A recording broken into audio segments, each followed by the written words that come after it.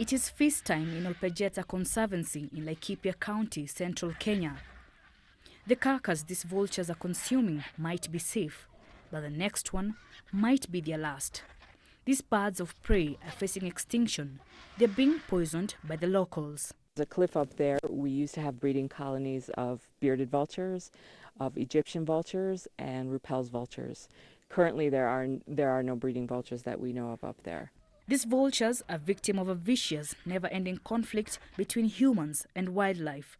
Majority of people who live here are pastoralists, and they're forced to go to greater lengths to keep their livestock safe, including poisoning carcasses, hoping to kill predators like lions. But more often, vultures are caught in the trap. They're dying in droves after eating carcasses laced with deadly pesticides.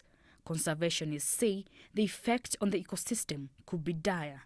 We have done some studies actually to show when you lose the vultures, you get a lot more hyenas, dogs. They're not as well adapted to cleaning up the carcasses. So basically, we are at risk of higher transmission of diseases at some of these carcasses when we lose the vultures.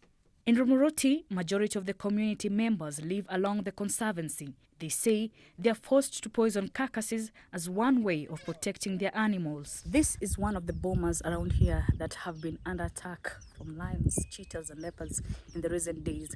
Right now, the people living there have gone to look for their camels. Around 2-3 of them that escaped last night out of attacks, scare from lions who have been hunting around here. The Peregrine Fund, a non-profit organization, is trying to teach communities how to protect themselves and their livestock without endangering the vultures. It trains pastoralists on how to dispose of poisoned carcasses by burning. It also teaches them how to build shades as well as erect dim lights to scare away wild animals. So there's 3 weaknesses in any coral or any livestock enclosure. Usually it's the door, but you can see here's a very sturdy and very strong wooden door. The other thing is this top part.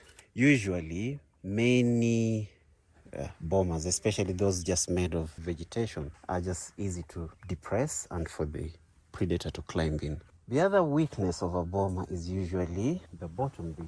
Hyenas will not climb. They will bury underneath and get into the enclosure. For Martin and Darcy, the quest to save the declining vulture population in Kenya remains undeterred.